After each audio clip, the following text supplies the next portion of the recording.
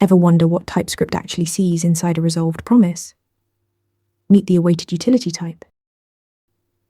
The awaited utility type takes a promise type and returns the type of its resolved value. So awaited of promise of string gives you just string, and awaited of promise of user gives you just user. Before TypeScript 4.5, you had to manually unwrap these with conditional types.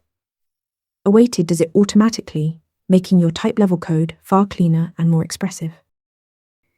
Here is where it gets interesting. Awaited is recursive. If you have a promise wrapping another promise wrapping a number, awaited drills all the way down and gives you just number. No matter how deeply nested the chain, awaited fully resolves it to the innermost concrete type. Awaited also handles non-promise types gracefully.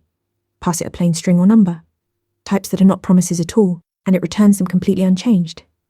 This makes awaited safe to use in generic code where you're not sure whether the input will be a promise or a plain value. This shines brightest with async functions and Promise.all. TypeScript uses awaited internally when inferring the return types of async functions. You can also reach for it explicitly, writing awaited of return type of a function, to extract the resolved value type without ever calling that function.